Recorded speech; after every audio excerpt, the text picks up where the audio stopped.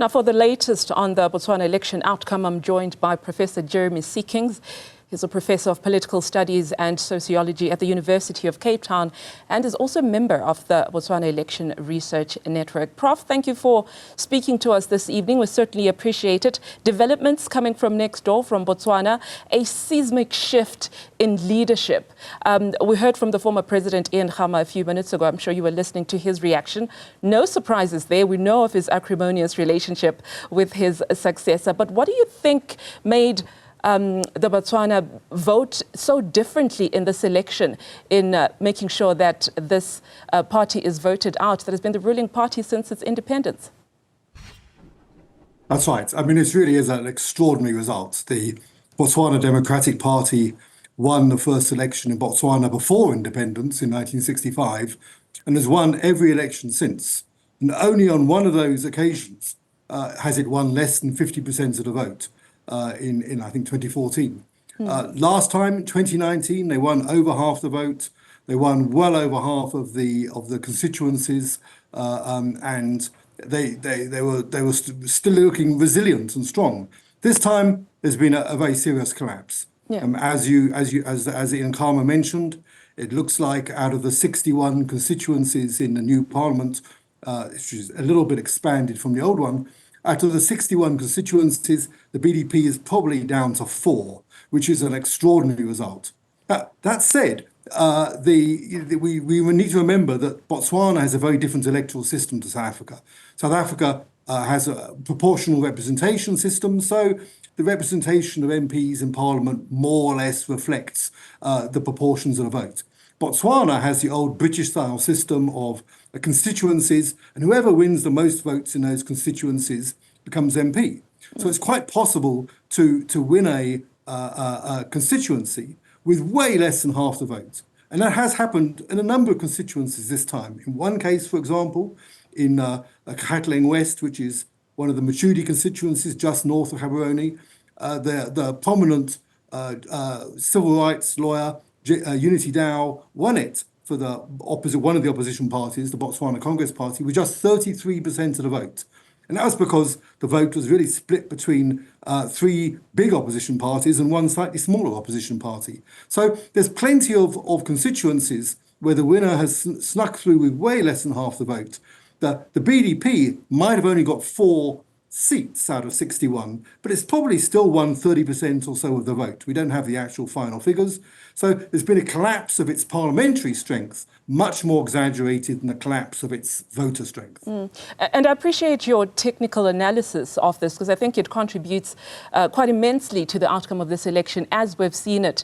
Not much unity from the opposition party, which could have perhaps even boosted this win of this new man who becomes the first in history to govern from outside of the Liberation Party. Let's zoom in a bit on the presidential elect. Of course, the results haven't been officially announced, but what do you think the Botswana nationals saw in him to be able to lead this country and perhaps turn around its economic crisis? We know what's been happening with the diamond economy, how it hasn't really helped this diamond-rich country, and the unemployment figures that are also skyrocketing.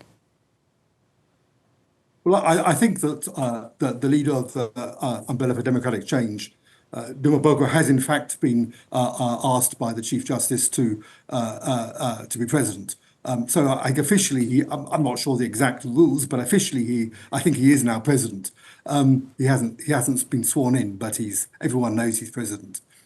I think that it's very clear that the mood of the electorate is that they wanted change. In fact, electorate wanted change 5 years ago, when President Masisi, the former president, who's now just lost office, when President Masisi competed in the elections in 2019, many voters, especially the voters in the towns of the southeast part of Botswana, Gaborone and other towns in the area, they I think saw Masisi as a change. Because hitherto, Botswana had always really been ruled by politicians from or very close to the Khama family. And 5 years ago, President Masisi represented change in that the presidency was going to be held by somebody with no close connection to the Khama family. But he didn't deliver, as Ian Khama himself said to you a moment ago.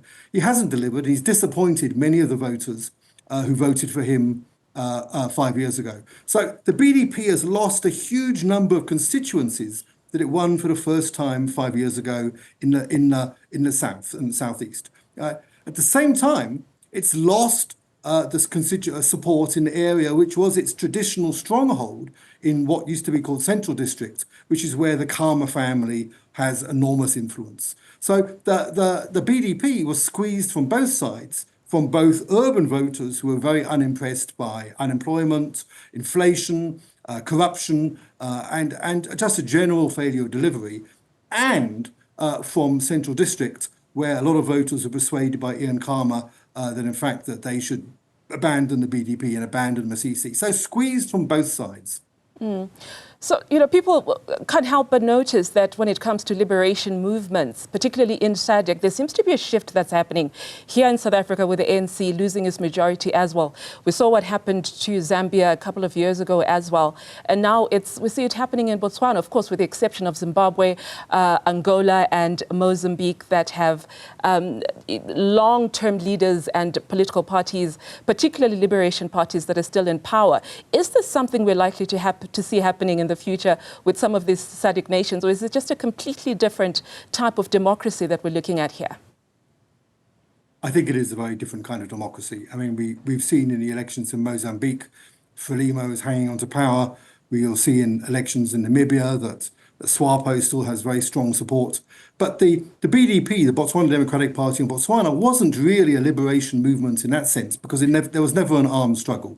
In Zimbabwe, Mozambique, Namibia, South Africa, obviously there was an armed struggle, and the parties that led those armed struggles, liberation struggles, had a particular character, if you like. The BDP came into power in 1966 in Botswana through a negotiation. It was a negotiated, very peaceful decolonization.